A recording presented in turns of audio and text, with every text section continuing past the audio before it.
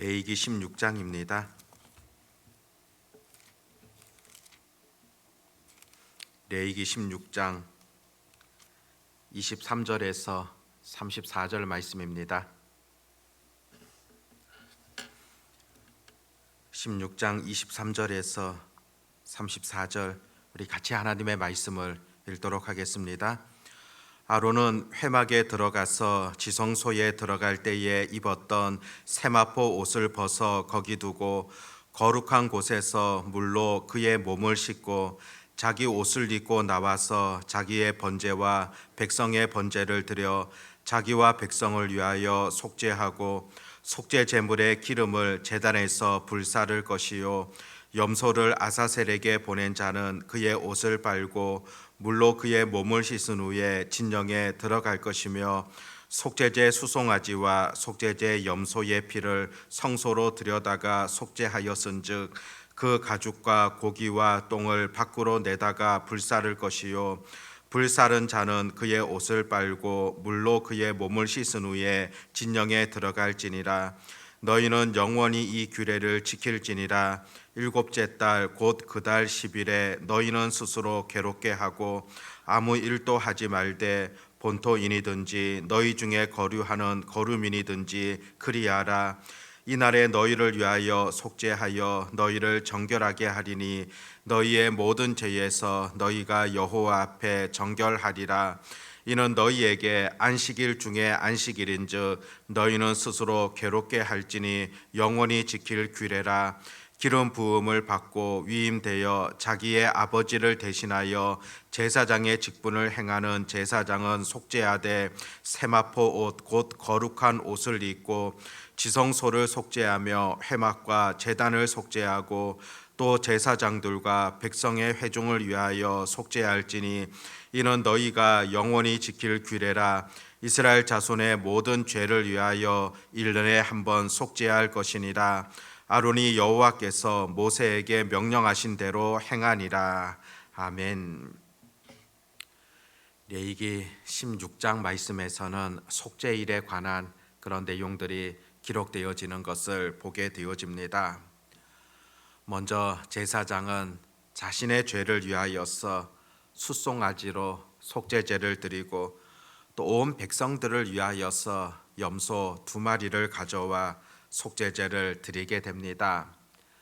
염소 2마리 가운데 1마리에게 안수하고 또 백성의 모든 죄가 전가되어졌다 그런 의미를 가지고서 아사셀 염소라 하여서 광야로 내어 쫓아 버리게 되어지는 그런 과정들을 행하게 되어집니다. 속죄일이라는 것 1년에 한 번 그렇게 하나님께서 행하라 명령하셨습니다. 그런데 그동안에 우리가 여러 제사 제도들 살펴보았지만은 하나님께서 일상의 여러 제사 제도들 말씀하셨지만은 또 왜 1년에 한 번 또 속죄일 이와 같은 제사를 요구하시는 것이겠습니까? 죄에 대하여서 무엇보다 철저하게 또 하나님 앞에서 씻음 받기를 원한다는 하나님의 마음뿐만이 아니라 사람들이 이 죄에 대하여서 정말로 하나님 앞에서 안타까운 그런 마음을 갖기를 바라는 그런 뜻이 있지 않겠습니까? 실제 죄라는 것이 드러난 죄도 있지만은 또 내가 깨닫지 못하고 있는 그런 죄들 또 모르고 짓는 그런 죄들도 분명 존재한다 보게 됩니다. 그런 모든 죄에까지 또 하나님 앞에 용서를 구하고 또 하나님께서 용서하시기를 원하시는 그런 마음들이 그 속에 들어가 있다 보여집니다. 시편 19편 12절 보면 다윗이 하나님 앞에 이렇게 기도하죠. 자기 허물을 능히 깨달을 자 누구리요? 나를 숨은 허물에서 벗어나게 하소서. 다윗은 자신의 죄와 허물을 표현할 때 숨은 허물이다 그렇게 표현하는 경우들도 보게 됩니다. 감추어져 있는 그런 허물이라는 뜻인데 드러나지 아니한 또 잘 깨닫지 못한 그런 죄에서조차도 자기가 깨끗하게 되기를 바라는 그런 마음이 들어가 있음을 보게 됩니다. 나도 잘 모르는 그런 죄에까지도 혹 그와 같은 범죄에 이르렀다면 하나님께 용서를 구하는 그런 자의 기도라 볼 수 있습니다.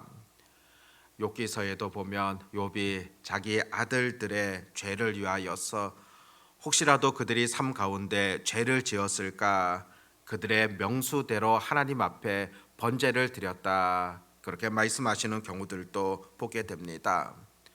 죄에 대하여서 얼마나 철저하게 생각했는가를 또 죄에 대하여서 하나님 앞에 씻음 받아야 된다는 그런 강한 의식을 가졌던 것을 볼 수 있다는 겁니다.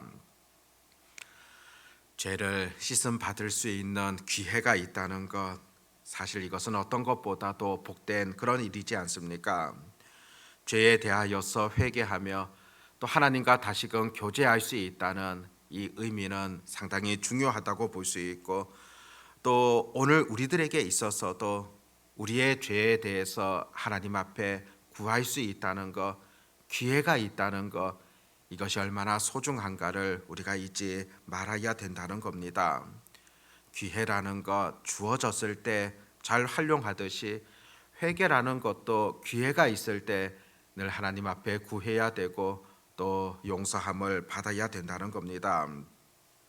오늘 23절에 보면 아론은 회막에 들어가서 지성소에 들어갈 때에 입었던 세마포 옷을 벗어 거기 두고 거룩한 곳에서 물로 그의 몸을 씻고 자기 옷을 입고 나와서 자기의 번제와 백성의 번제를 드려 자기와 백성을 위하여 속죄하고, 회막에 들어가서 제사를 드린 이후에 어떻게 해야 되는가 구체적으로 표현하고 있습니다. 먼저는 입었던 옷을 벗어둔다.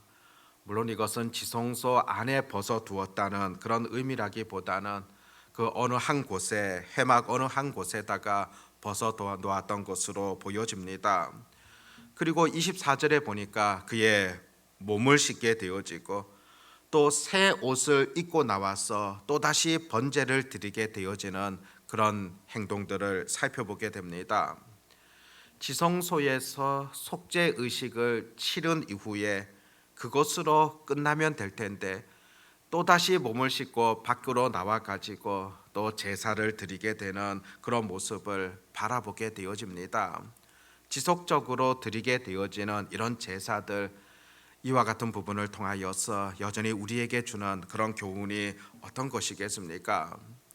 지속적인 그런 속죄함이라는 것, 이것은 죄라는 것이 늘 우리 가까이에 있다는 것을 보여주고 있는 어떤 행위라 생각해 보게 됩니다. 시편 51편에 보면 다윗도 하나님 앞에 이렇게 기도합니다. 나의 죄악을 맑게 씻기시며 나의 죄를 깨끗이 제하소서. 물은 나는 내 죄가를 아오니 내 죄가 항상 내 앞에 있나이다. 내 죄가 항상 내 앞에 있다. 죄의 세력 자체가 나를 떠나는 것이 아니라 늘 나의 주변에 있다는 것을 고백하지 않습니까? 우리도 마찬가지입니다. 죄라는 것 멀리 있는 것 아니라 늘 가장 가까이에 있는 것이고, 또 그러다 보니까 늘 우리가 죄와 친숙해지는, 또 죄를 짓게 되어지는 그런 삶들이 보여지지 않습니까? 그리고 이와 같은 내용을 통하여 또 하나 생각해 볼 수 있는 것은 지속적인 그런 제사다. 이것은 구약의 제사 제도가 완전치 않다는 것을 가르쳐 주고 있습니다. 속죄일에 한 번의 제사로 온전하지 못하고 또 지속적인 그런 제사를 통하여서 완전히 속죄함을 이룰 수 있는 것 아니라는 겁니다. 구약에 있어서는 계속적인 제사들이 필요한 겁니다. 그렇지만은 예수 그리스도께서 이 땅 가운데 오셔서 완전한 속죄 제물이 되어 주심을 통하여서는 달라졌다는 겁니다. 그렇기 때문에 히브리서 말씀을 통하여서 가장 많이 또 여러 차례 보여주는 것, 단번에 제사를 드렸다, 그런 표현들입니다. 히브리서 7장 27절 보면 그는 저 대제사장들이 먼저 자기 죄를 위하고 다음에 백성의 죄를 위하여 날마다 제사 드리는 것 같이 할 필요가 없으니 이는 그가 단번에 자기를 드려 이루셨습니다.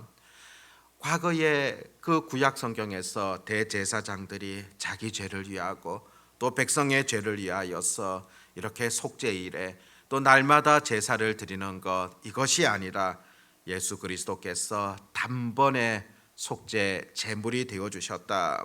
히브리서 9장 12절에서도 염소와 송아지의 피로 하지 아니하고 오직 자기의 피로 영원한 속죄를 이루사 단번에 성소에 들어가셨느니라. 단번에 예수 그리스도께서 그 속죄 제물이 되심을 통하여서 영원한 온전한 그런 제사를 이루셨다는 것을 여전히 우리에게 가르쳐 주고 있습니다.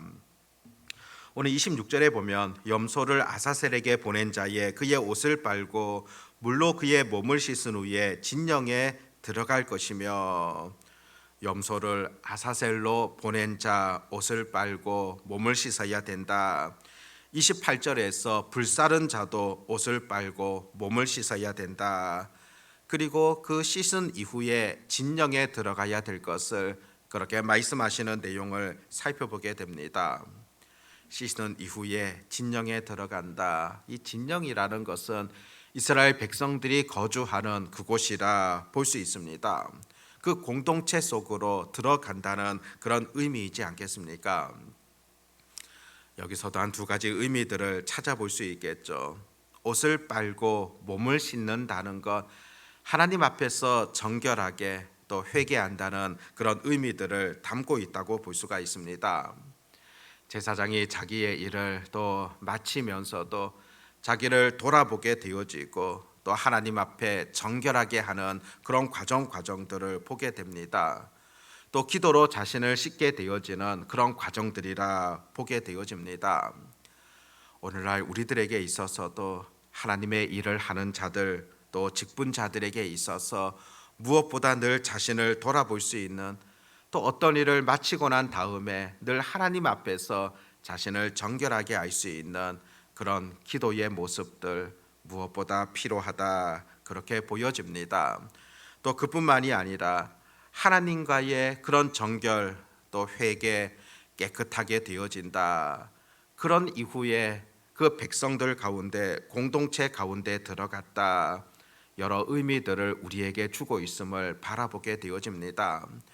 늘 공동체 가운데 거할 때 또 성도들과 함께 교제할 때 무엇보다도 우리가 하나님 앞에서 돌아보아야 될 것, 혹 나의 정결치 못한 부분이 어떤 것인지 또 내 죄악된 부분이 어떤 것인가, 그것을 살펴볼 수 있는 그런 지혜가 필요하다는 것입니다.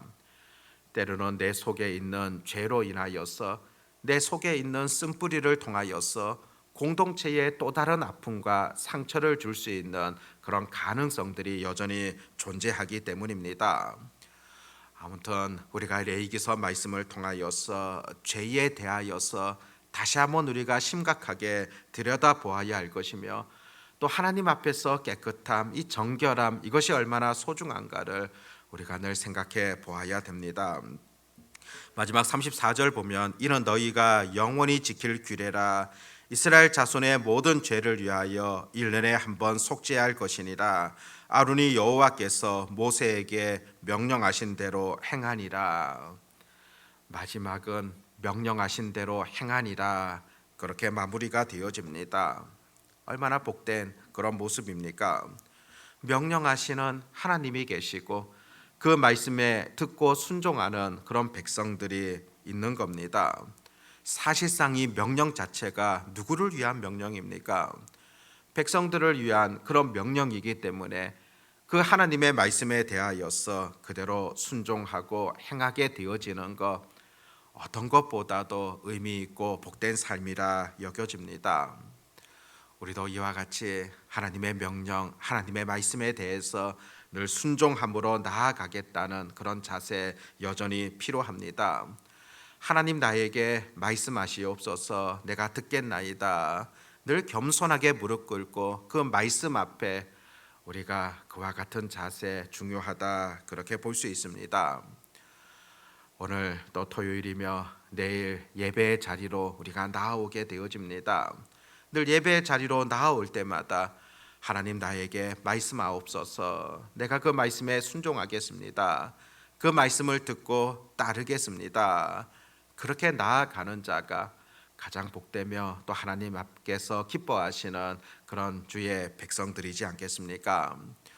오늘도 이와 같은 마음으로 또 하나님 앞에 기도하시기를 바라고, 또 그뿐만이 아니라 우리가 이 레위기 말씀의 근본적인 원리들을 늘 잊지 마셔야 됩니다.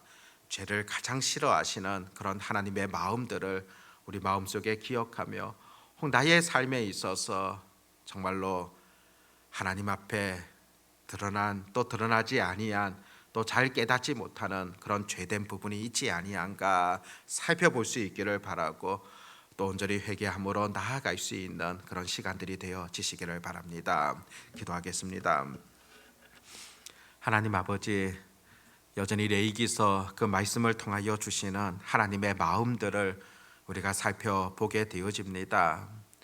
죄를 싫어하시는 그런 하나님의 마음, 여전히 오늘 우리를 바라보시는 동일한 하나님의 그 심정이라는 것을 잊지 않게 하여 주시옵고, 우리가 예수 그리스도를 통하여서 온전한 속죄함에 이르게 되었고 하나님의 백성 되었지만은, 그럼에도 일상에서 여전히 짓게 되어지는 그런 죄된 모습들이 무엇인가를 살펴볼 수 있는 그런 지혜를 더해 주시기를 간절히 소망합니다.